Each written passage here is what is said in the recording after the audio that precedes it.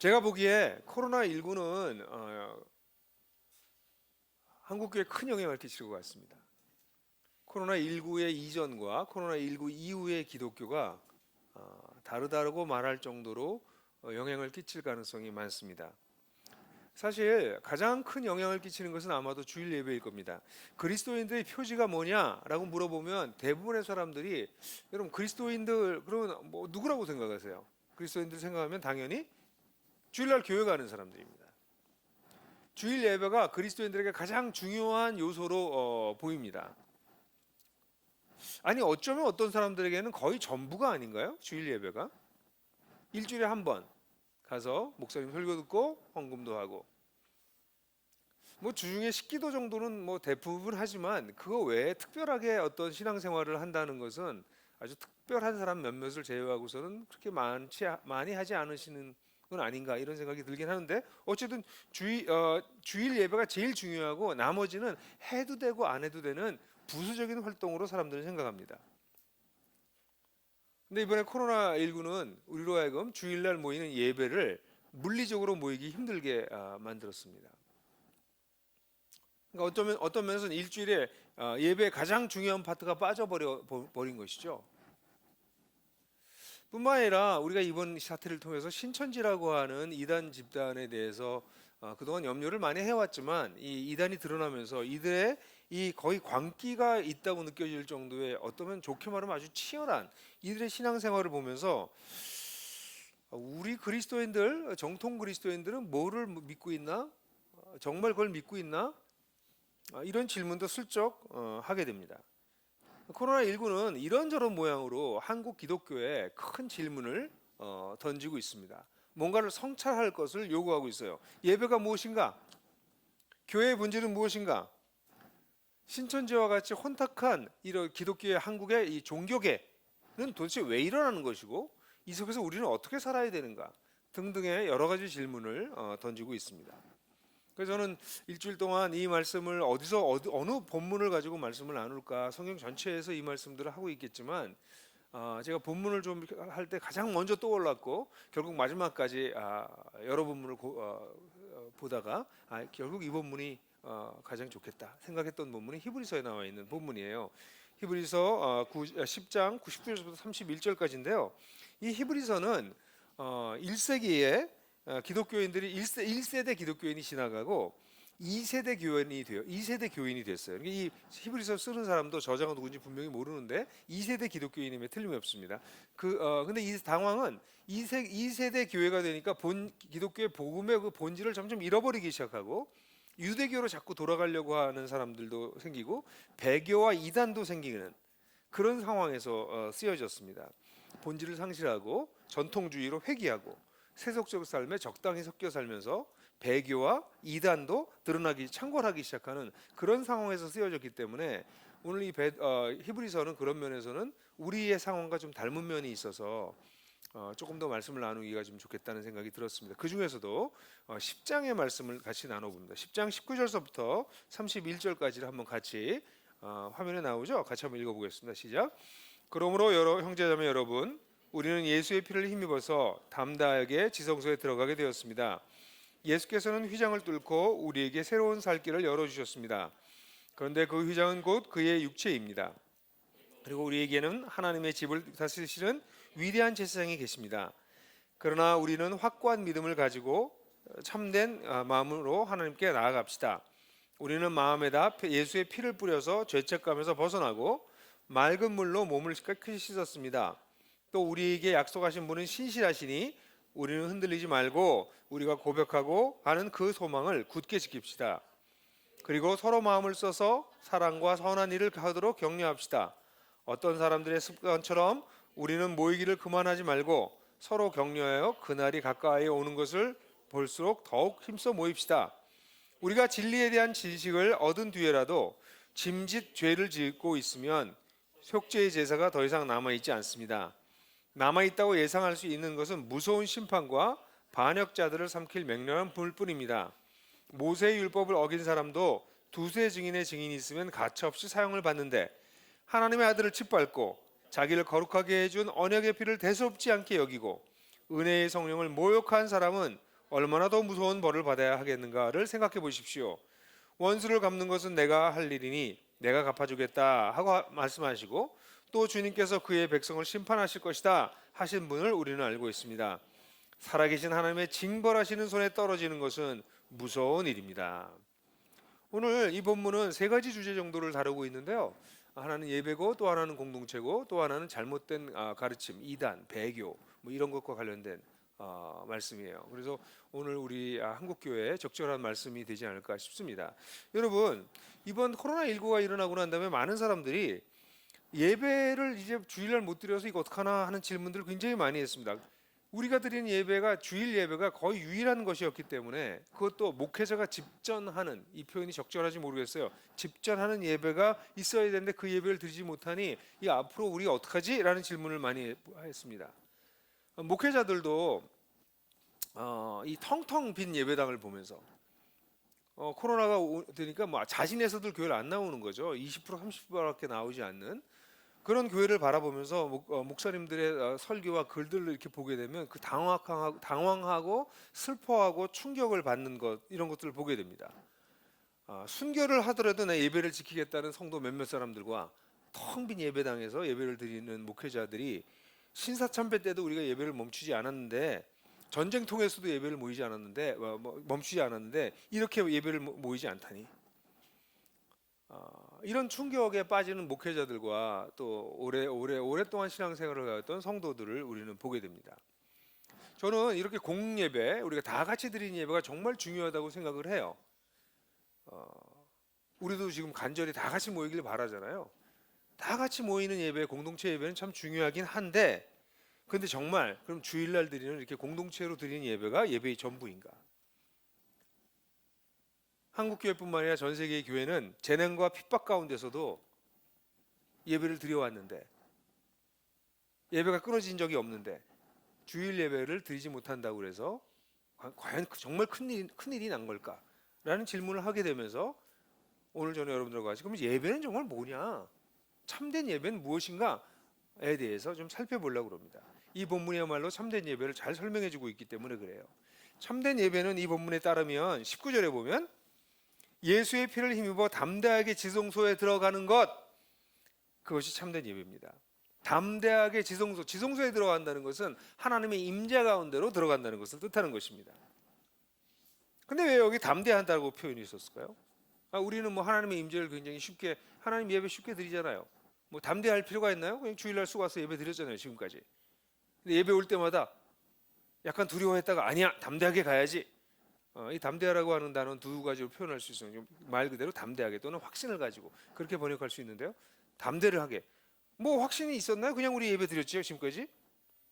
사실 이 이야기는 우리는 하나님께 예배를 드릴 수 없는 존재라고 하는 것을 상정하고 있습니다. 우리는 하나님께 가까이 갈 수 없는 존재입니다. 죄인들은 하나님께 가까이 갈 수 없습니다. 오히려 죄는 우리에게 죽음을 가져다 줍니다. 히브리서 9장 27절 28절을 보면 사람이 한 번 죽는 것은 정하신 일이고 그 뒤엔 심판이다. 모든 사람이 죽게 되고 그리고 심판을 받게 된다. 그런데 이런 죽을 수밖에 없는 우리들, 하나님과의 관계가 깨어져서 결국은 죽음에 이를 수밖에 없는 우리를 살리기 위해서 예수께서 오신 것이죠. 그래서 28절에 뭐라고 말하냐면, 이와 같이 그리스도께서도 많은 사람의 죄를 짊어지시라고 단 한 번 자기의 몸을 제물로 바치셨고, 예수님께서 자기 몸을 우리에게 제물로 바치셔서 우리 죄를 사해 주셨다는 게 기독교의 메시지입니다. 그래서 오늘 우리가 읽은 이 본문의 바로 전절에 10장 14절은 앞에 쭉 얘기했던 것은 결론 부분인데, 그는 거룩하게 되는 사람들을 단 한 번의 희생 제사로 영원히 완전하게 하셨습니다. 우리를 완전하게 해서 하나님 앞에 서게 하셨습니다. 하나님께서. 여러분, 예배란 하나님의 임재에 들어갈 수 없었던 사람들이 예수 그리스도를 의지해서, 더 구체적으로 얘기하면 예수 그리스도의 보혈을 의지해서 그분 앞에 서는 것입니다. 그분의 임재 안에 들어가는 것입니다. 그러니 여기에는 담대함과 확신과 감격이 따라오는 것이죠. 누구 다른 사람이 필요 없습니다. 이것을 21절에서는 뭐라고 얘기하고 있나요? 하나님의 집을 다스리는 위대한 제사장이 있다. 여기서 하나님의 집은 이스라엘 백성을 얘기할 수도 있지만 히브리서 3장 4절 같은 구조들을 보게 되면 하나님이 지으신 모든 세계를 뜻합니다. 하나님 세계 전체에 예수님이 리더이십니다. 위대한 제사장이 우리에게 계십니다. 그래서 우리는 이 예수를 의지해서 하나님 앞에 설 수 있다는 것입니다.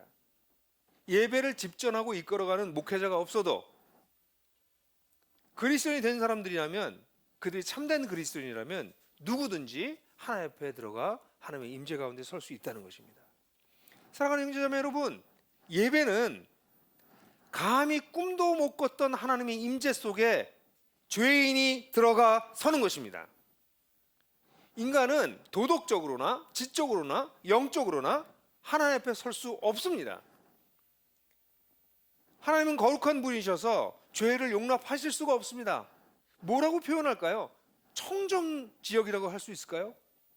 더러운 우리가 감히 가까이 갈 수 없습니다. 그래서 과거에는 하나님 앞에 가까이 가면 구약에서는 죽을 것이라고 사람들이 생각했고 실제로 그랬습니다. 구약의 여러 사건들이 하나님을 가볍게 여기고 가까이 갔다가 죽었던 사건들을 보여주지 않습니까? 단순히 이것이 신화라고 생각하십니까? 여러분, 하나님은 지적으로도 우리가 알 수가 없습니다. 우리의 이 얕은 지식을 가지고 하나님을 재단할 수가 도저히 없다는 것이죠. 우리는 턱없이 하나님 앞에 서기에는 부족합니다. 근데 예수께서 자신의 육체를 찢고 피를 흘리심으로 뭘 하려고 하셨습니까? 우리를 지성소에 들어오게 하신 겁니다. 하나님 앞에 서게 하신 것입니다. 그리고 우리의 예배를 인도하시는 분은 위대한 대제사장이신 예수이십니다. 저는 사랑하는 형제자매들에게 묻고 싶어요. 그리스도인이 된다는 것은 무엇을 뜻할까요? 죽으면 구원을 얻고 이제 죽으면 천당 가요? 뭐 그런 걸까요? 아니요. 정확하게 얘기하면 그리스도인이 된다고 하는 것은 이 지성소에 들어가기 시작했다는 겁니다. 그리스도인이 되었다는 것은 하나님 앞에 설 수 있는 자격을 득했다는 것입니다. 우리는 턱없이 부족한데 그분의 죽으심, 그분의 제사, 그분의 피를 의지해서 그렇게 되었다는 것이죠. 사랑하는 형제자매 여러분, 만약에 여러분들이 이 즐거움을 모르시면 여러분들의 신앙을 다시 생각해 보셔야 됩니다.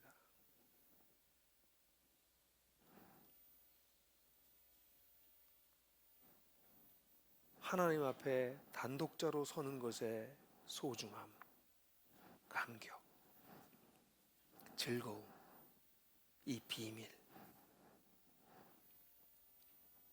저는 사랑하는 형제자매들에게 이번 기회를 통해서 예배는 하나님 앞에, 나 같은 사람이 하나님 앞에 서는 거구나 라는 것을 깨달아서 여러분의 일상의 삶 속에서 골방을 속에 들어가셔서 주님을 만나시길 바라요. 우리 이렇게 다 같이 모여서 큰 예배당에서 예배를 드리건, 가정교회 모여서 모이건, 또는 여러분들이 혼자 예배를 드리건 다 똑같은 것은 우리가 한 명이든 서너 명이든 100명이든 1000명이든 전부 하나님 앞에 갈 수 없는 자들이, 설 수 없는 자들이 그분의 지성소에 들어가서 그분 앞에 단독자로 쓴다는 것입니다.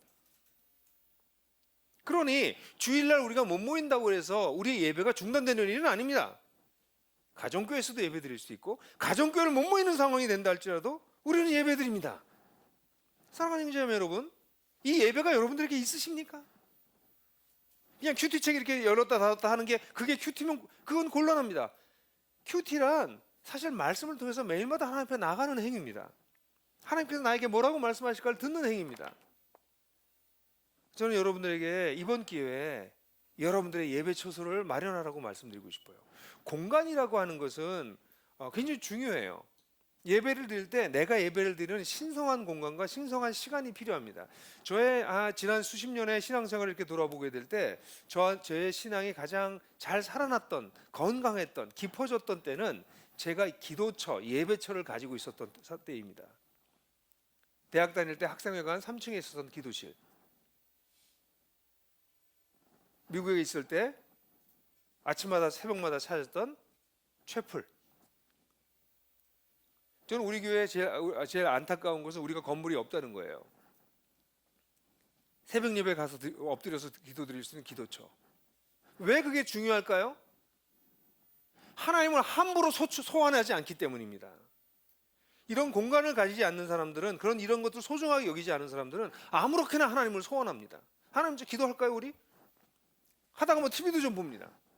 지금도 예배를 드리다가도 그런 사람들은 예배 드리다가 딴짓합니다. 하나님을 앉혀놓고 딴짓합니다. 하나님의 임재에 들어갈 수도 없었던 사람들을 임재에 들어가게 했더니 하나님의 임재를 가벼이 여기고 예배를 드리긴커녕 딴 거 해요. 딴 거. 왜 거룩한 신성한 공간과 시간이 필요하냐면 그 시간에 배타적으로 하나님 앞에 서려고 하는 것 때문에 그래요. 사랑하는 형제 자매 여러분, 이게 이런 예배가 우리에게 가능하다는 것입니다. 그 예배가 가능한 이유는 단 하나입니다. 예수 그리스도께서 하나님 앞에 설 수 없는 우리를 위해서 대신 죽으신 그 이유 때문에 예배가 가능해요. 그렇기 때문에 히브리서 기자는 더 나아가면서 이제는 예배에 실제로 좀 나아가길 바란다 라고 얘기를 해요. 여기 뭐라고 얘기하면 22절에 보면 하나님께 나아간다 라는 표현을 쓰고 있습니다. 그러니 우리가 확고한 믿음을 가지고 참된 마음을 가지고 하나님께 가까이 나아갑시다. 예배는 무엇입니까? 바로 그분께 가까이 나아가는 것이에요. 근데 가까이 나가기 위해서 필요한 것이 무엇입니까? 여기 보면 확고한 마음을 가지고 참된 마음으로 이렇게 표현했는데요. 이게 개역 성경에는 참 마음과 온전한 믿음으로 이렇게 그냥 둘로 나눴습니다. 근데 이걸 문자적으로 우리 원어에서 그냥 해석하면 믿음의 온전한 확신에서 나오는 신실한 마음으로 이렇게 좀 표현할 수 있을 것 같아요. 이걸 다르게 얘기하면 좀 더 풀면 우리가 믿는 내용에 대해서 확신해서 우리가 믿는 내용을 확신하면 그리고 거기에서 기초해서 나오는 진실한 마음으로라는 뜻이에요. 그러니까 우리가 믿는 진리가 있어요. 우리가 그 진리를 믿어요. 그럼 그 진리를 믿으면 거기에 대한 신실한 마음으로 이렇게 나와요. 그러니까 여기 세 가지가 합쳐진 거예요. 진리, 믿음, 마음. 진리는 무엇입니까? 하나님께서 행하신 일이에요. 우리를 위해서. 이거 22절 하반절에 다시 한번 반복합니다. 우리 마음에다 예수의 피를 뿌려서 죄책감에서 벗어나게 하시고, 세 번역에 이렇게 번역했는데 개정개혁에서는 마음의 뿌림을 받아 양심의 악을 깨닫고 이렇게 번역했습니다. 이거 직역하면 여기 예수의 피를 뿌려서라고 세 번역에서 번역한 예수의 피는 사실 본문에 나오지 않아요. 너무 많이 번역을 많이 한 거죠. 이걸 직역한다면 이렇게 제가 직역할 수 있을 것 같아요. 약한 양심으로부터 마음의 뿌림을 받고 몸을 맑은 물로 씻었으니, 이것은 무엇을 뜻하냐면 우리의 죄된 마음이 예수님의 보혈로 인해서 그 피뿌림을 받고 그래서 용서를 받고 이를 세례로 맑은 물로 몸을 씻었다는 것은 세례를 통해서 완전한 구원을 받았으니 이런 뜻입니다. 그러니까 여기 22절에서 이 본문에서 22절 하반절에 나와 있는 이 말씀은 뭐냐면 하나님께서 행하신 일이에요.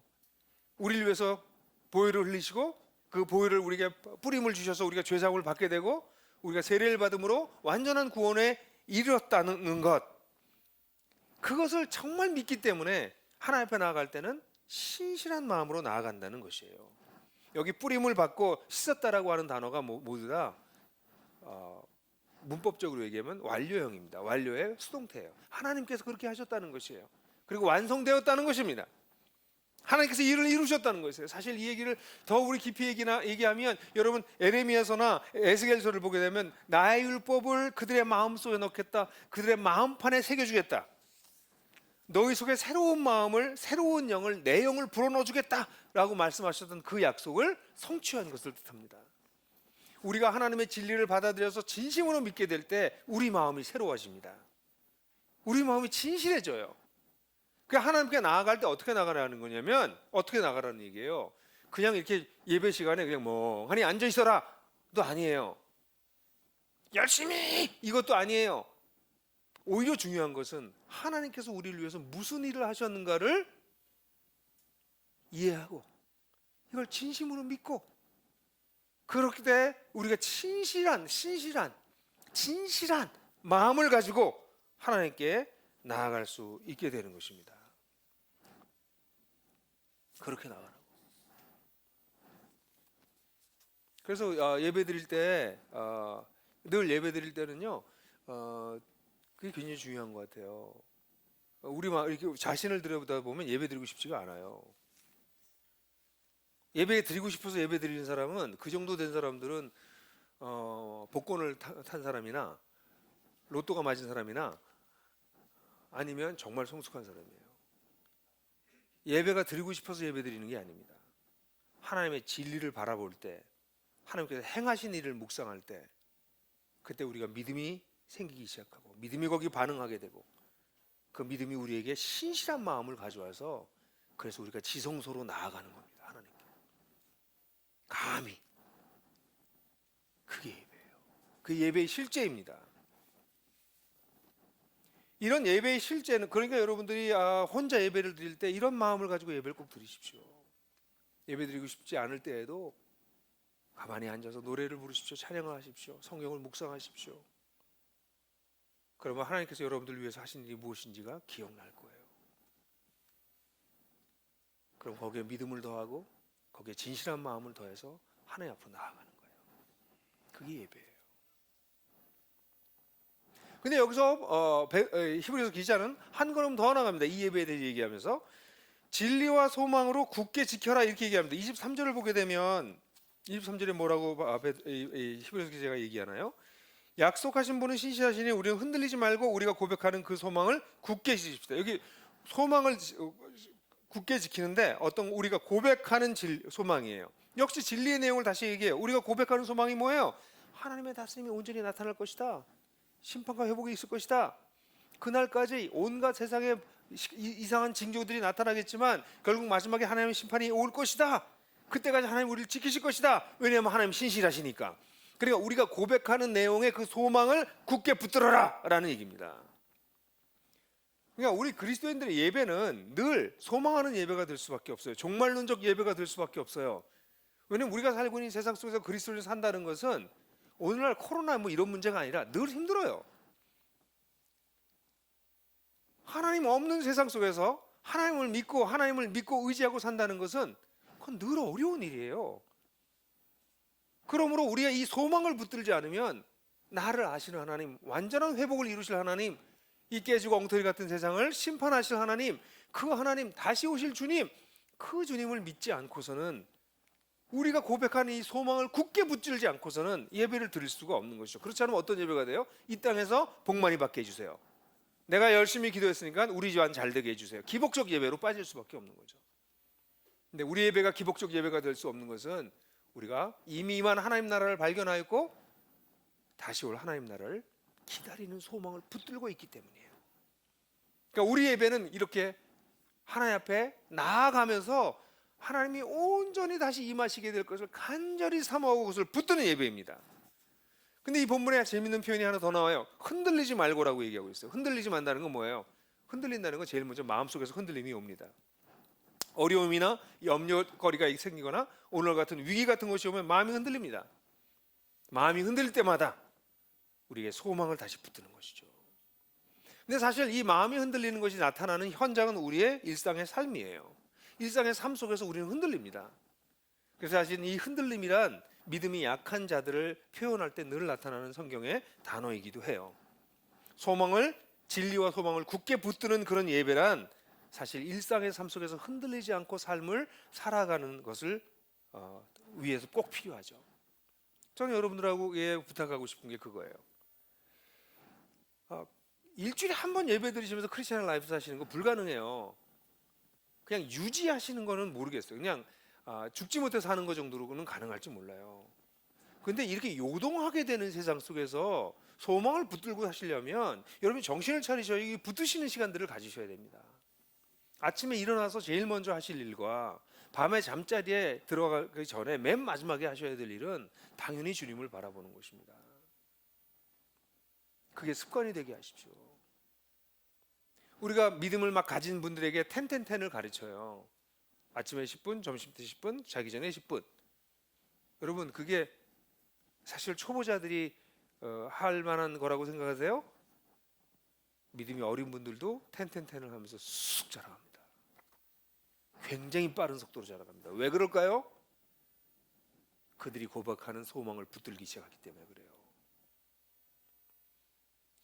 사랑하는 형제자매 여러분, 정신없이 하루를 살다가 정신없이 일주일 살다가 주일날 와서 잠깐 숨 쉬는 분들, 이번 기회를 통해서 예배는 그게 아니었구나, 내 아버지에게 나아가는 시간이었구나, 내 아버지에게 나갈 수 없는 나를 그분의 임재 가운데 들어갈 수 있도록 모든 걸 다 이루어 놓으시고 그걸 믿고 신실한 마음으로 나아가면 나를 받아주시는 분이구나 하는 것을 깨닫게 되길 바라요. 코로나19는 우리에게 본질적인 예배가 무엇인지, 우리는 그런 본질적인 예배를 드리고 있는지, 누리고 있는지를 질문하고 있어요. 두 번째는 이런 예배뿐만 아니라 우리의 모임에 대해서도, 이 공동체에 대해서, 공동체적 삶에 대해서도 아주 중요한 질문을 던지고 있습니다. 대부분 이번 코로나 하면서 일요일에 한 번 주일 모이니까요, 사람들이 그게 공동체라고 불렀어요. 우리 공동체 다 그랬습니다. 주일날 한 번 모이는 집단을. 저는 그걸 주일 예배 집단이라는 말로 자주 써서 어떤 사람들이 좀 듣기 싫어했어요. 그렇지만 제가 농담삼아 늘 얘기하는 게, 아니 그 집단이지 어떻게 예배가, 그게 공동체가 돼요. 아니 그것도 공동체 아닙니까? 예배 공동체. 그렇게 얘기하면 그렇긴 한데, 제가 볼 땐 지하철이 더 좋아요, 공동체로선. 그건 무슨 소리예요? 아니 지하철은 방향성이 같잖아요. 같이 같은 방향으로 가잖아요. 근데 예배에 참석한 사람들은 방향 뭐 각자 자기 인생 다 따로따로 사는데 그냥 모여 있을 것뿐이잖아요. 또 농담삼아서 이렇게 또 얘기했어요. 영화관 공동체가 낫지 않나요? 그것도 무슨, 거긴 3시간씩 예배드려도 몰입도가 장난 아니에요. 몰입도로 따지면 주일 예배 집단보다 훨씬 강력한 몰입도를 가지고 있는 공동체예요. 여러분, 만약에 교회라고 하는 것이 주일날 모이는 집단이라고 생각하셨다면 지금 코로나19는 큰일 난 거죠. 우리 교회가 없어진 거죠. 교회 우리가 문을 닫은 것이죠. 그게 교회인가요? 오늘날 이 코로나로 인해서 우리는 진짜 교회가 무엇인지에 대한 질문을 던지게 됩니다. 이번 코로나로 인해서 온라인 예배가 이제 여러 군데서 예배를 드리잖아요. 이 온라인 예배를 드리면서 사람들 속에서는 저는 주일 성수의 봉인이 해체됐다고 믿어요. 주일 성수가 한국 교회의 금과 옥조 같은 것이었거든요. 근데 주일을 지금 다 안 모이고 온라인으로 예배를 드린단 말이에요. 이런 시간이 지나면 이렇게 주일날 다 같이 예배를 안 드려도 되는, 꼭 교회 가서 예배 안 드려도 되네? 영상으로 예배 드려도 되네? 꼭 실시간으로 드려도 왜만 되나? 중계해봐도 마찬가지 아닌가? 저는 오늘날 이번 코로나로 인해서 교회가 뭔지에 대한 질문이 다시 던져지게 됐을 거라고 생각을 해요. 다시 던져야만 하는 때에 왔어요. 사실 우리 나들목교회 네트워크에서는 이 질문을 그렇게 크게 던질 필요는 없어요. 우리 이 문제를 이미 성경의 가르침을 받아서 그렇게 살아왔기 때문에. 그러나 다시 한번 우리가 검토해 볼 필요는 있습니다. 이 본문은 진정한 공동체의 모습을, 하나님과의 관계, 하나님 앞에 나아가고 난 다음에 두 번째 진실한 공동체의 모습을 24절부터 얘기하고 있어요. 여기 보면 24절에 서로 마음을 써서 선한 일과 사랑과 선행하는 일을 격려하도록 합시다, 이렇게 나왔는데, 옛날 개역 성경에서는 서로 돌아봐, 이렇게 얘기합니다. 여기 서로 마음을 써서라고 하는 번역은 사실은 영어 번역도 그렇게 썩 좋은 번역들이 많지는 않아요. 근데 제가 볼 때 이 부분은 서로를 잘 고려해서, 서로를 잘 관찰해서라고 번역하는 게 맞습니다. 서로를 잘 살펴서, 이렇게 번역하면 좋을 것 같아요. 그러니까 하나님께 나아가게 된다면, 사실 하나님께 나아가는, 조금 전에 하나님께 나아가는 믿음과 하나님께 소망을 붙드는 걸 얘기한다면, 그 다음에 여기서는 사랑을 얘기해요. 사실 여기는 적극적으로 표현되지 않았지만 믿음, 소망, 사랑이 다 나오는데 여기 지금 사랑이 나오고 있는 거죠. 근데 이 사랑을 얘기할 때 어떻게 하라고요? 서로 살피는 거예요. 여러분, 서로 살피는 사람들을 가지고 계십니까? 그게 공동체예요. 공동체가 얼마나 깊이가 있냐 얕으냐 뭐 다양하게 표현할 수 있지만, 이 본문에서 얘기하는 공동체의 굉장히 중요한 특징은 서로 살피는 것이에요. 서로 이렇게 들여다보고 있냐는 거죠. 관찰하고 있냐는 거죠. 사실 어릴수록 자기만 보입니다. 어릴수록 나만 보입니다. 미성숙할수록 타인을 살피지 않습니다. 첫 번째, 진정한 공동체의 모습은 서로 살피는 것에 있습니다. 가정교회가 중요한 이유는 주일날 우리가 모이게 되면 일단 50명만 넘어도 100명 넘으면 말할 것도 없고 300명, 1000명 넘으면 말할 것도 없고 서로 살필 수 없습니다. 뭐 어떤 교회는 들어갔다 나가는 데만 정신이 없어요. 어디 서로 살펴요. 살피긴. 서로 밟히지 않으려고 살피지. 남의 발 밟지 않으려고 살피지. 여기서 그런 살피는 거를 뜻하는 게 아닌 건 너무나도 확실하잖아요. 서로를 들여다봐야 되는 관계가 있을 때 그게 공동체입니다. 여러분들에게 질문해요. 여러분들은 여러분들이 들여다보고 있는, 여러분들이 살피고 있는 사람들이 있습니까? 그게 공동체예요. 근데 예수를 믿었기 때문에 하나님의 아버지가 돼서, 그래서 우리가 형제 자매로서 서로를 들여다보고 있다, 서로를 살피고 있다. 그러면 그게 교회입니다. 그게 교회의 본질입니다. 이 사람들은 뭐 하는 거예요? 당연히 모여서 하나님께 함께 나아갑니다. 그리고 이 본문에서는 하나님께 나아가는 건 이미 언급됐기 때문에 그 다음에 말하는 게 서로 살펴서 뭐 하라고 하고 있어요? 사랑과 선한 일을 격려한다는 것이죠. 우리 모임의 목적이 뭐예요? 더 사랑하는 사람이 되게 하는 것이에요. 더 선한 일, good work, 착한 일을 더 많이 할 수 있는 사람이 될 수 있게 돕는 거예요. 사람은 너무나 자기중심적인 사람이어서 사람들은 이웃을 사랑하거나 하나님을 사랑하는 일을 잘 못해요. 훈련이 되지 않은 사람은 끊임없이 자기로 돌아갑니다. 예배 왜 안 드리는 줄 아세요? 예배를 왜 안 드리는 줄 아세요? 자기 애가 너무 커서 그래요. 자기 상태만 들여다보기 때문에 예배 안 드리는 거예요. 하나님을 바라보지 않기 때문에. 그러니까 하나님 사랑 못하는 거죠. 왜 이웃을 사랑하지 못해요? 늘 자기만 생각하니까요. 근데 우리가 서로 돌아보아 우리가 모이는 목적이 뭐예요? 하나님 사랑과 이웃 사랑이 자기중심적 삶을 벗어날 수 있게 도와주는 것. 그래서 모이는 거예요. 선한 일, 온갖 선한 일이 있겠죠. 작은 누굴 돌보는 일서부터 시작해서 나의 직업이 선한 일이 되는 것이 우리의 궁극적인 목적이에요. 밥 벌어 먹기 위해 살기 위해 하는 것이 아니라 내가 하는 일이 하나님이 나에게 맡기신 가장 선한 일이다. 그래서 온갖 선한 일을 어떻게 할 수 있을까? 작은 일서부터 시작해서 뭐 어려운 사람 좀 도와주는 이런 선한 일로부터 시작해서 나의 직업을 통해서 나의 전 생애를 통해서 어떻게 선한 일을 할 수 있을까? 이거를 같이 격려해 주는 데가 어디라고요? 그게 가정교회, 그게 교회예요. 하나님께 나아갈 뿐 아니라 그것을 기초로 해서 이렇게 하는 것이에요. 근데 여기 참 재미있는 단어는 여기서 격려한다는 단어예요. 격려합시다 이렇게 표현했는데 여기서 격려한다는 단어는 사실은 신약에 딱 두 번밖에 나오지 않는 좀 독특한 단어긴 해요. 근데 이거 한 번 다 사용됐던 단어가 어디서 사용되냐면 사도행전 15장에서 바울과 바나바가 싸울 때, 심히 싸웠다고 할 때 나오는 단어예요. 그러니까 이 격려라는 단어랑은 별로 맞지 않는 것 같죠. 사실 이 단어가 뜻하는 것은 그냥 좀 잘해봐 이렇게 얘기하는 정도가 아니고요. 매우 심하게 창의적으로 그렇게 할 수 있도록 밀어붙이고 도전하고 하는 거예요. 그러니까 이게 나이스하게 그냥 좀 잘하면 어떨까 이런 게 아니라 할 수 있도록 막. 그래서 이 영어 표현이, 이 번역이 stir up, 휘젓다라고 번역한 데도 있고요. spur, 스퍼가 그거죠. 말이 뛰게 만드는 거. 박차를 가하다, spur, 그렇게 번역하기도 하고, 어떤 건 motivate, 동기화시켜다, 동기를 일으켜라 이렇게 번역했어요. 이 단어가 단순히 encourage라고 하는 영어 단어, 격려하다라고 하는 단어보다 훨씬 강력하기 때문에 휘젓다, stir up, spur, 박차를 가하다, motivate, 동기를 유발시키다 이런 단어로 사용됐어요. 그러니까 우리가 모여서 뭐 하는 거냐고,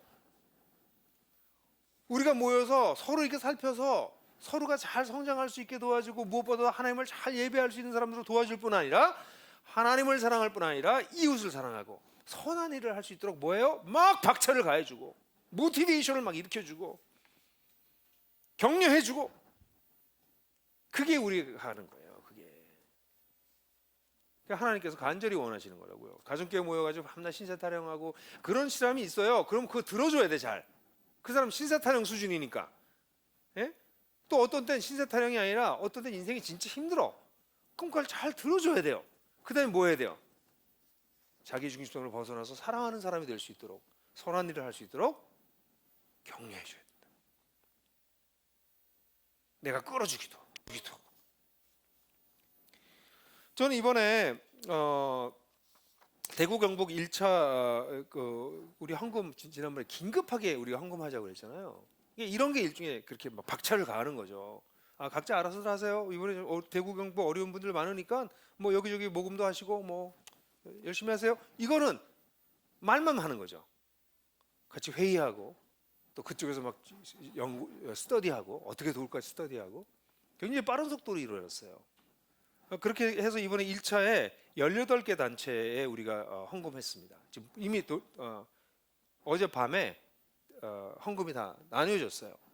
그래서 저희가 전체 모금한 게 1억 6,967 1억으로 처음 읽었다가 제가 아침에 일어났다가 이거 아침에 보고를 받고 아침에 이게 1억으로 읽어가지고요. 이거 어떻게 돈이 너무 많이 들어왔어요. 이거 큰일 났다. 왜냐면 헌금이 너무 많이 들어와서 나누기 힘들거든요. 그래서 잠시 다시 보니까 1,600이더라고요. 어쨌든 1,696만 7천 원이 모금됐어요. 그러니까 1,700만 원 정도 모금됐어요. 그래서 이것이 재정, 방역, 생활, 청년, 노인, 어린이 이들에게 나뉘어졌고 미자립 교회 5군데를 지원했고 37개 교회의 39 성도들에게 실제적으로 헌금이 갔습니다. 재정적으로 어려움을 겪는 분들이 많아서 그분들에게 직접 갔어요. 그래서 일단 어제까지 우리가 이 1,700만 원 중에서 1,100만 원 조금 넘게 일단 지출을 했습니다. 2차가 모이면 2차를 가지고 또 우리가 같은 방식으로 지출할 것인데 좀 나들목 네트워크 교회는 나들목 교회 네트워크는 다 합쳐서 1,118만 원을 했어요. 제가 계산해 보니까 전체 모금액의 66%입니다. 우리 교회가 5교회가 있고 18교회 중에서 5교회지만 우리 전체 모금액의 우리가 60%, 66%, 3분의 2를 우리가 감당했다는 거죠. 자, 다 같이 박수. 네, 다 같이 박수. 다 쉬셨나요? 서울 전역에서 박수 소리가 들리네. 잘하셨어요. 잘하신 거예요. 여러분 자랑스러워요. 고마워요. 저한테 막 메일이 와요. 여러분 대신에 저 혼자 감사하다고, 고맙다고. 청년들 지금 도시락 못 해줘가지고 힘들었는데 청년들 밥 해줄 수 있게 해서 감사하다고, 형제를 느끼게 해줘서 감사하다고. 잘하시는 거예요. 이게 우리가 대구 경북 지역을 위해서 애쓴 거잖아요. 이번에 더불함께교회 보니까 더불함께교회는 그 바나바 헌금하고 이번에 들어왔던 것이 제가 이렇게 보니까 지금 우리 형제들을 돕기 위해서 더불함께교회만 들어온 게 844만 원, 479만 원. 제가 계산해 보니까 한 1,300만 원 정도가 이번에 코로나와 관련된 바나바 헌금으로 사용될 수 있게 해달라고 여기 들어왔어요. 이걸 이미 지출했더라고요. 일부를 밥집에도 지출하고 이렇게 하고 있습니다. 여러분 잘하고 계시는 거예요.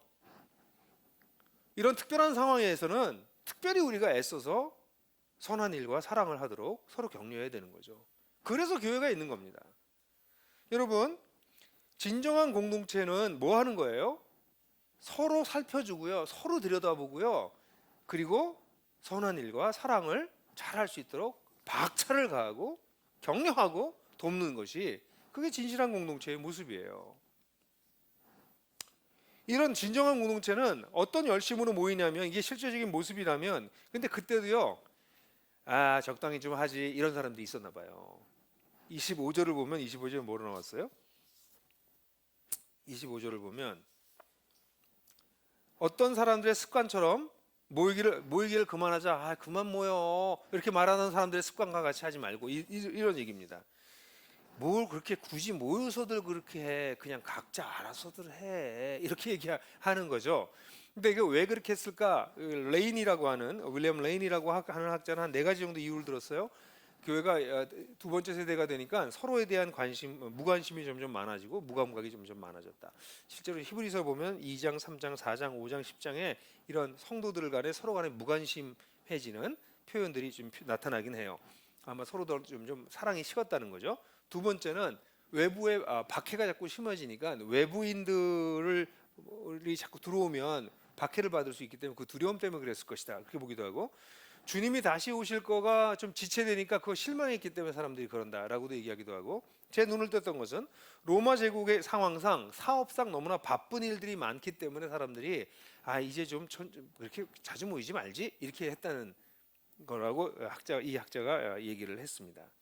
여러분, 여기 보면 그날이 가까워 오는 것을 볼수록 더욱 힘써 그렇게 하자, 이렇게 얘기합니다.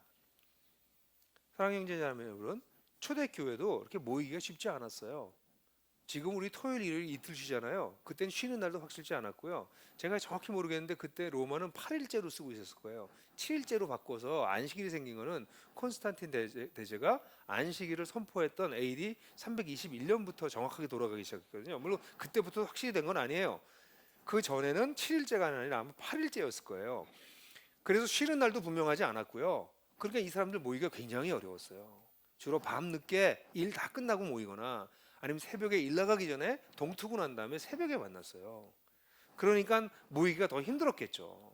아, 그렇게 피곤하게 만나지 말고 이러던 사람들과 같이 하지 말라고 얘기하고 있어요. 저는 여러분들에게 질문하고 얘기하고 싶어요. 온라인 미팅으로 만나는 거는 예외적인 상황이에요. 근데 이번에 온라인 미팅으로 이렇게 모이기 시작하니까 사람들이 정보를 주고받는 거엔 문제가 없다는 것을 발견하게 됐거든요. 그래서 공동체가 심각하게 약화될 것입니다. 공동체성이 약했던 조직들은 이제 진짜 공동체가 아니라 조직으로 전락할 겁니다. 정보를 그냥 나눠도 되니까. 근데 여러분, 사랑하는 사람들이 온라인으로 만나서 데이트합니까? 사랑은요, 오프라인으로 하는 거예요. 온라인으로 하는 거는 피치 못한 상황 때문에, 사회적 여건 때문에 우리가 잠정적으로 하는 것인데, 오늘날 조직화되어 있었던 교회들은 온라인으로 예배도 가능하고 온라인으로 회의도 가능하다는 것을 발견하면서 공동체가 급격하게 무너질 가능성이 있어요.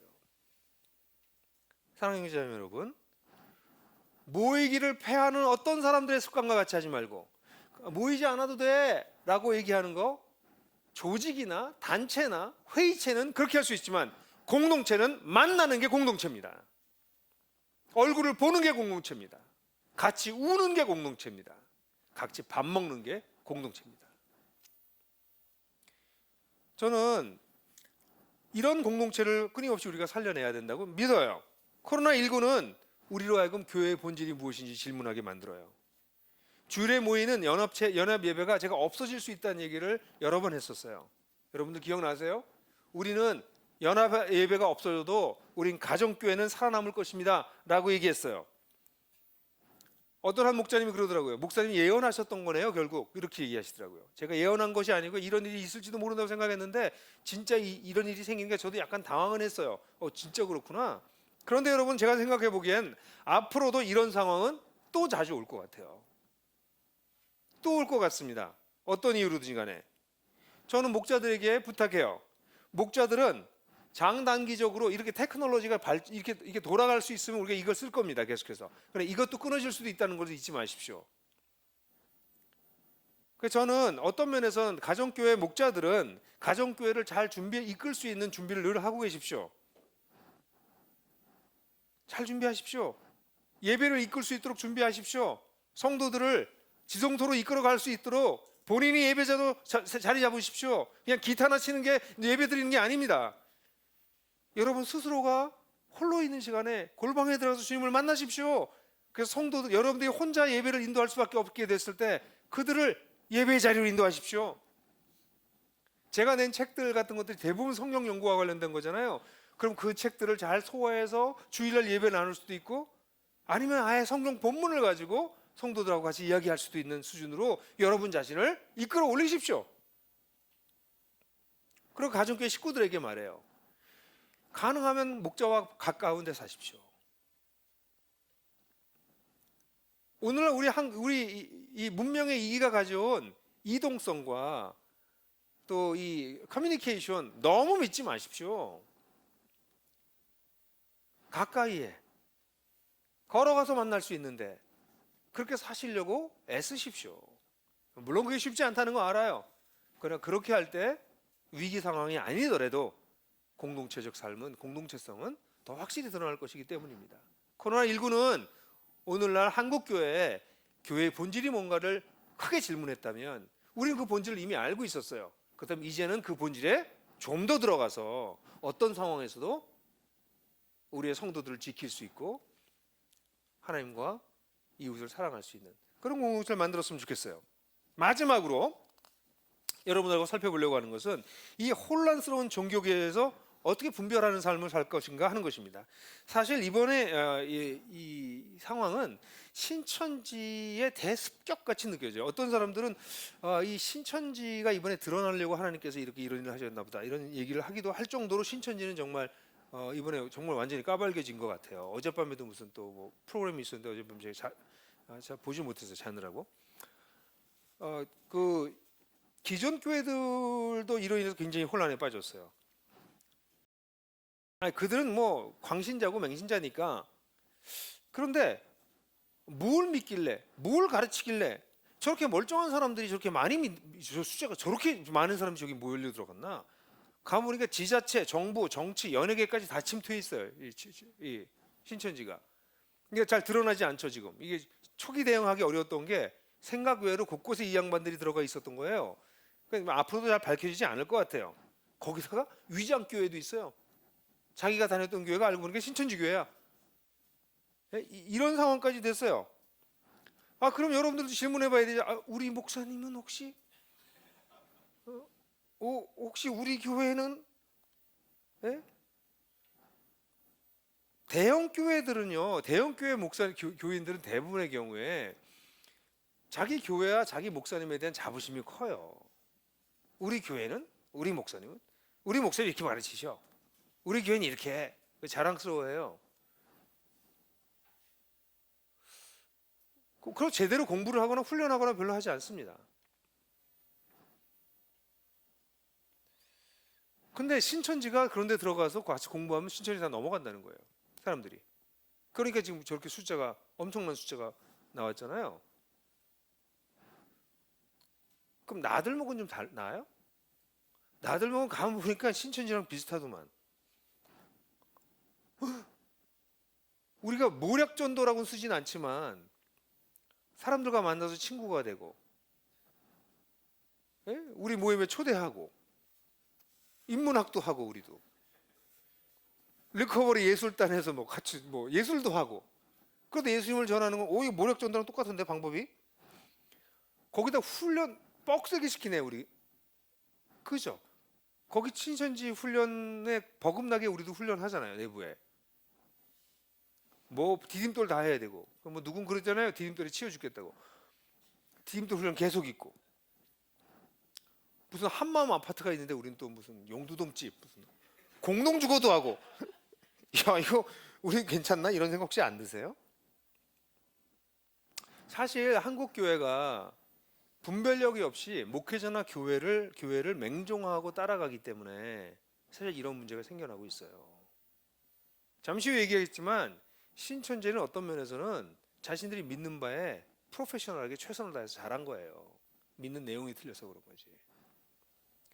사실 진리를 따르려면 오늘같이 혼란한 세상에서는 분별이 필요해요.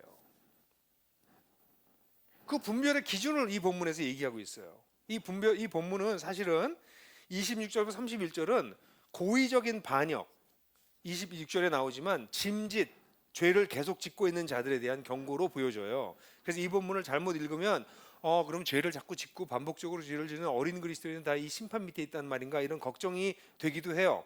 그런데 이 본문을 잘 보게 되면 26절에는 짐짓 죄를 짓는 자, 다시 말해서 진리에 대한 지식을 얻은 뒤에도 구원을 얻은 다음에도 죄를 의지적으로 지속적으로 짓고 있는 자에 대해서 얘기를 하고 있어서 많은 그리스도인들이 어린 그리스도인 아직 죄성을 가지고 있는 그리스도인에 대한 경고과 이런 두려움이 있어요. 그런데 27절을 보면 27절에 뭐라고 얘기하고 있냐면 남아있다고 예상할 수 있는 무서운 심판과 반역자들을 삼킬 맹렬한 뿐입니다. 이게 이런 짐짓 죄를 짓는 사람들에게는 남아있다고 예상할 수 있는 것은 무서운 심판, 그들을 삼킬 맹렬한 분이 누구에게 있다? 반역자들에게만 있다. 이렇게 나와 있어요. 이 반역자라고 하는 단어는 적대자라는 뜻입니다. 자주 안 쓰인 단어예요. 적대자, 반대하는 자라는 거예요. 그러니까 굉장히 중요한 표현한 거죠. 이게 누구냐면 하나님과 예수 그리스도에 대해서 이 진리를 듣고 믿는 척했지만 결국 하나님에 대해서 반대하는 자를 뜻하는 거예요. 그걸 구체적으로 29절에 더 정확하게 표현하고 있어요. 29절에 보면 하나님의 아들을 짓밟고 첫 번째. 두 번째는 자신을 거룩하게 해준 언약의 피를 대수롭지 않게 여기고, 세 번째, 은혜의 명령을 모욕하는 자들이다라고 구체적으로 이 하나님을 반대하는 자가 어떤 자인지 얘기하고 있어요. 이거를 다시 한번 얘기하면 오늘날 이 거짓 종교 또는 타락한 기독교, 이단은 이 성격들을 가지고 있어요. 하나님을 얘기하지만 사실은 하나님에게 반대하고 있는 자들이에요. 근데 하나님을 이야기를 하고 있어요, 늘. 근데 이 하나님을 어떻게 반대하는지에 대한 이 분별의 기준이 어디 있는가? 여기 세 가지가 나와요. 첫 번째, 예수가 누구인가예요. 여기 하나님의 아들을 짓밟고라고 하는 표현을 주의하십시오. 예수님의 주되심을 무시하는 것을 뜻해요. 예수님이 주님이십니다. 예수님은 그의 가르침을 분명히 우리에게 보여주셨습니다. 그분은 교회의 머리이십니다. 근데 그 예수를 짓밟아요. 이게 무슨 뜻일까요? 말로는 예수라고 얘기하고, 말로는 예수를 사랑한다고 얘기하지만 예수의 가르침에 주의를 기울이지 않습니다. 저는 오늘날 한국 교회가 하나님 나라를 가르치지 않는 건 이해할 수가 없는 일이에요. 예수님의 주된 가르침인데도 하나님 나라를 가르치지 않습니다. 이것이 하나는 예수님을, 그의 아들을 짓밟고 있는 어떤 모습이 될 수 있지 않을까요? 교회의 머리는 주님이십니다. 그런데 사람들이 교회 주인 노릇하고 있어요. 수많은 교회를 보십시오. 장로든 목사든 아니면 그 교회의 유력자든 그들이 주인입니다. 왜 교회에 분쟁이 일어납니까? 교회 분쟁이 일어나는 교회들 들여다보십시오. 전부 다 주인 노릇하려고 하는 사람들이 있어서 그럽니다. 그 주인 노릇하는 사람들이 뭐라고 얘기해요? 자기가 교회를 위해서 그렇게 한다고 얘기합니다. 근데 왜 싸우냐고? 왜 누구를 그렇게 미워하냐고? 차이가 있어요. 타락하기 시작하는 기독교랑 거짓 종교 지도자와 다 나가서 이단까지 있어요. 근데 이 사람들을 관통하고 있는 특징이 있는데, 그것이 바로 예수가 누군가에 대한 불분명한 자세예요. 예수가 주가 아니에요. 그의 가르침도, 그의 교회에서의 리더십도 따라가지 않아요. 결국 자기의 사상과 자기가 원하는 것과 자기의 리더십을 소중하게 여겨요. 그러면 밀려 배교가 시작되기 시작합니다. 첫 번째입니다. 두 번째는 언약의 피를 무시한다고 표현되어 있습니다. 언약의 피, 자신을 거룩하게 해준 언약의 피를 여기 대수롭지 않게 했다. 이게 그 번역이 참 좋은 번역이에요. 대수롭지 않게 여깁니다. 이건 뭐예요? 예수가 누구신가가 첫 번째 분별 기준이라면, 두 번째, 예수가 하신 일이 뭐냐는 거예요. 예수가 무슨 일을 하셨어요? 그분이 우리를 거룩하게 하셨습니다. 그 언약의 피로 우리를 거룩하게 만들어 주셨어요. 근데 그걸 대수롭지 않게 여긴다는 것이에요. 하나님께서 하신 일을. 사실 이런 일들은, 이 예수께서 하신 일은 하나님의 변개치 않는 사랑에 기초한 것입니다. 그래서 언약의 피를 통해서 우리와 언약을 맺으신 주님께서는 우리를 조건적으로 대하지 않으십니다. 있는 그대로 받아주십니다. 내가 너희를 위해서 죽었다. 근데 이 언약의 피를 별 볼일 없는 적으로 여기는 사람들은 뭘 할까요? 율법적이 돼요. 예수를 믿어도 이것도 해야 되고 저것도 해야 돼. 주님은 나를 무조건적으로 받아주셨고, 하나님을 즐겁게 하기 위해서, 하나님께 인정받기 위해서 이러저러한 것을 해야 되는 율법을 행해야 돼 라는 사상을 무너뜨리시고, 난 너 있는 그대로 살아간다 라고 말씀하셨는데, 이거 해야 돼, 저거 해야 돼 하고 율법을 만들어냅니다. 율법을 만들어낸 사람들은 당연히 그 율법을 잘 지키기 위해서 두려움을 가져와요. 그렇지 않으면 못 받는다, 복 못 받는다, 그거 안 하면 심판받는다, 이런 식으로 얘기합니다. 사람들에게 두려움을 일으키는 자들은 하나님께로부터 온 자들이 아닙니다. 언약의 피는 우리를 모든 두려움으로부터 해방시키셨습니다. 그런데 교회로 오면 이렇게 해야 돼, 이거 안 하면 너 복 못 받아, 너 이렇게 하면 심판받을지도 몰라 라고 하는 온갖 규율을 만들어내는 사람들은 언약의 피를 하찮은 것으로 만들어버리는 것입니다. 그러므로 두 번째, 진리를 구별할 때 아주 중요한 기준은, 첫 번째가 예수가 누구신가라면, 두 번째는 예수가 하신 일이 무엇인가예요. 세 번째는 은혜의 성령을 모욕한다고 그랬어요. 성령은 누구십니까? 예수님의 영이십니다. 예수님의 영이 지금 뭐 하고 계세요? 우리에게 은혜를 계속 주고 계세요. 그러니까 첫 번째가 예수가 누구신가, 두 번째가 예수가 하신 일이 무엇인가라면 세 번째는 예수가 하시고 계신 일을 모욕하는 것입니다. 성령은 우리에게 은혜를 주셔서, 선물을 주셔서 우리를 어떻게 하세요? 세상의 욕심으로부터 자유케 해주시는 분이세요. 자기중심적인 우리가 끊임없이 세상의 욕심을 추구하고 살아가는 사람들인데, 그래서 탐욕이 계속 우리에게 있어요. 근데 그 탐욕을 자유케 하시는 것이 왜냐하면 하나님이 우리에게 은혜를 베풀어 주시니까, 그 은혜가 좋거도다. 그러니까 탐욕이 물러나는 거거든요. 근데 오늘날 교회는 사람들에게 예수를 믿으면 이런 것을 갖게 되고 이런 복을 받게 될 거라고 탐욕을 부추겨요. 끊임없이 탐욕을 부추겨요. 예수를 믿으면 이렇게 될 거라고. 그리고 그래 성공한 사람들은 예수를 잘 믿어서 이렇게 됐다고 간증해요. 성령이 하시는 일은 우리에게 은혜를 주심으로 더 이상 세상을 추구하지 않게, 더 이상 세상에 탐욕을 갖지 않을 수 있게 하시는 게 성령께서 하시는 일이에요. 그런데 오늘날 타락한 기독교, 거짓 종교자, 이단, 종교 지도자들, 그리고 이단은 이걸 뒤집어 놓습니다. 예수가 주인이 아니라 인간이 주인이 되거나, 아니면 아예 교주가 나타나거나, 아니 교회에서도 교주 같은 사람들 많아요. 그 사람들이 다 문제 일으키는 사람들이라고. 주인이 딴 주인이 나오거나, 예수를 믿으면서도, 믿는다고 말하면서도, 예수님의 보혈 얘기하면서도 끊임없이 사람들에게 두려움을 일으키고 율법을 강조하고, 하나님의 은혜의 성령을 얘기하면서도 끊임없이 사람들에게 탐욕을 부추기는 그런 사제가, 그런 종교 지도자가 많아요. 저는 여러분들 설교를 들으시면서 분별하셔야 된다고 봐요. 분별의 기준이 여기 있기 때문입니다. 사자가 중심이 돼서 두려움과 탐욕을 종교적 외피로 쌓아서 그걸 하고 있단 말이에요. 이걸 누가 제일 잘해요? 신천지가 제일 잘해요. 한국교회는요, 한국교회도 이러고 있다고. 신천지만 못할 뿐이지, 교회에 와서 탐욕이 더 커진다고요. 교회에 와서 두려움이 더 커진다고. 근데 신천지 뭐 한 거예요? 너희들 이거 안 하면 너 구원 못 받아. 14만 4천 명에 들어가야 돼. 두려움을 끊임없이 집어넣죠. 두려움으로 사람들을 움직이고 있잖아요. 근데 그 두려움 반대쪽에 뭐가 있어요? 그럼 이렇게 되면 제사장이 돼서 영원히 다스리게 되고 너의 가족과 모두가 축복을 받게 돼. 탐욕을 막 불러일으키는 거지. 그러니까 자신들이 거짓말하는 것조차도 거짓말인 줄 모르고 그걸 모략이라고 말도 안 되는 소리를 하는데 다 넘어가 버리는 그런 사람들을 만들어내는 거죠. 분별력이라고는 없는 사람들을 만들어내는 거죠. 근데 한국교회는요, 한국교회가 분별력이 있냐고, 성도들이. 우리 목사님 우리 교회만 얘기하지. 나들목 성도들도 마찬가지예요. 김영국 목사님 우리 나들목 교회.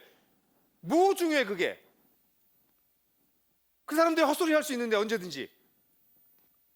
여러분들에게 분별할 수 있는 기준이 있냐고요. 없으면 별로 안 다른 거예요. 신천지 믿는 사람들하고 와서 얘기해보면, 아, 이 사람들 이렇게 잘못 믿고 있구나, 딱 얘기할 수 있어야지. 어우, 신천지 만나지 마. 아니, 그 사람들 만나서 그 사람들 우리가 데리고 와야지, 우리 쪽으로. 그리고 이번에 신천지에서 나오는 사람 무지 많을 거예요. 좀 나올 거예요. 그럼 그 사람들 누가 받을 거예요? 그 사람들 받을 수 있는 교회가 있어요? 진리로 무장되어 있지 않은 교회들. 그 사람들이 와서 질문하면 그 질문에 대해서 그건 이렇게 잘못된 거예요, 성경 그렇게 얘기하고 있는 게 아니에요 라고 얘기해 줄 수 있는 성도들, 자기가 믿고 있는 진리에 확고히 서 있는 그리스도인들이 우리 가운데 있냐는 말이죠. 그러니까 이 분별의 기준을 분명히 가지고 있지 않으면 우리도 같아요.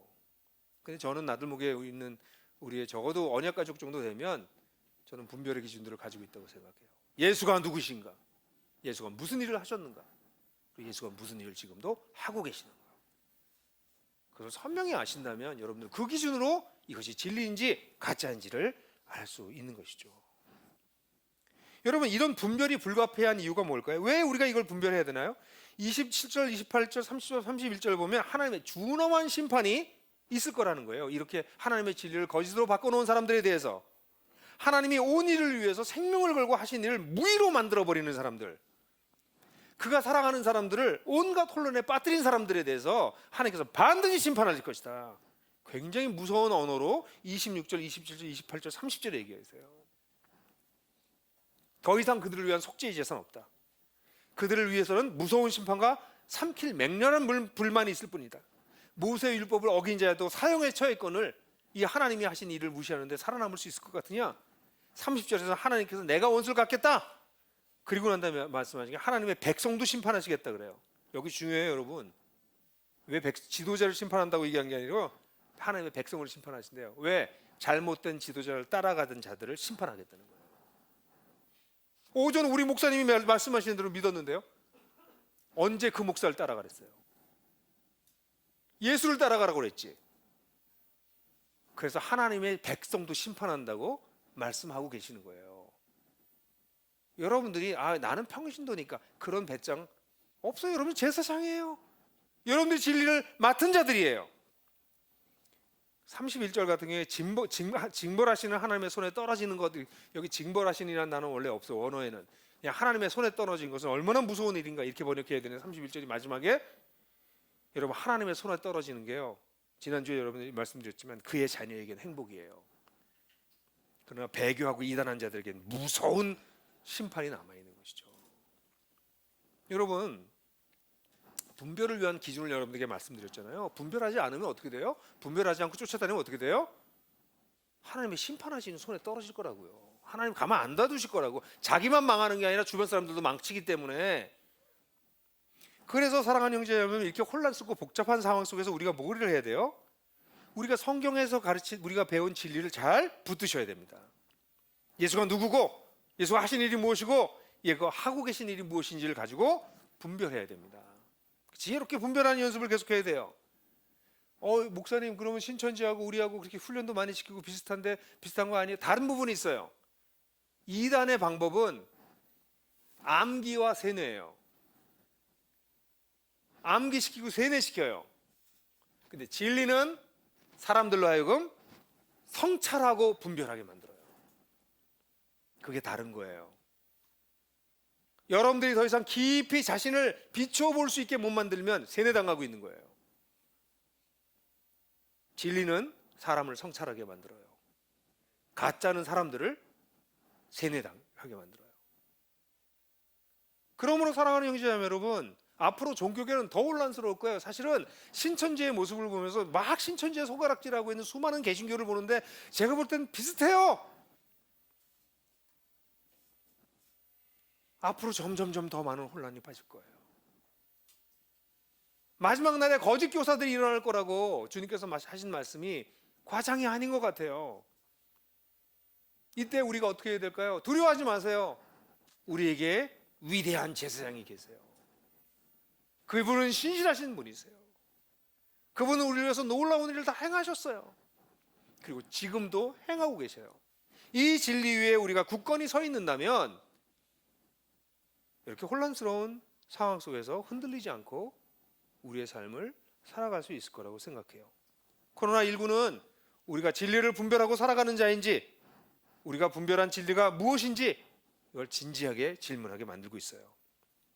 여러분, 코로나19로 인해서 한국 교회 내에 지각 변동이 일어날 거라고 저는 예언을 감히 할 수 있을 것 같아요. 코로나19는 굉장히 많은 것들을 한국 교회에 가져올 것입니다. 예배가 약화될 것입니다. 그리고 아마 다시 조직이 강화될지도 모르겠습니다. 어떤 진리를 가지고 분별하기보다는 적당히 신앙생활 하자고 하는 쪽이 점점 더 많아질 것입니다.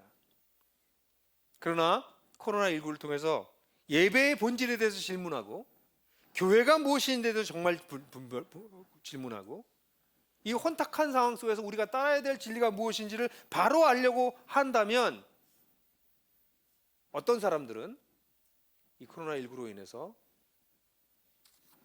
무너져 내려가는 쪽으로 빠져가겠지만 어떤 사람들은 강건하게 서가는 쪽으로 걸어가게 될 거예요.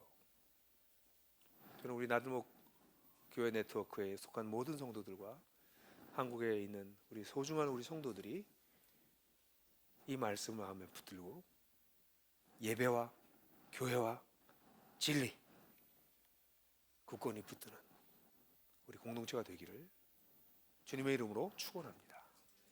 우리 1분 동안 침묵하고 하나님께서 우리에게 주신 말씀이 무엇인지 묵상하도록 하겠습니다.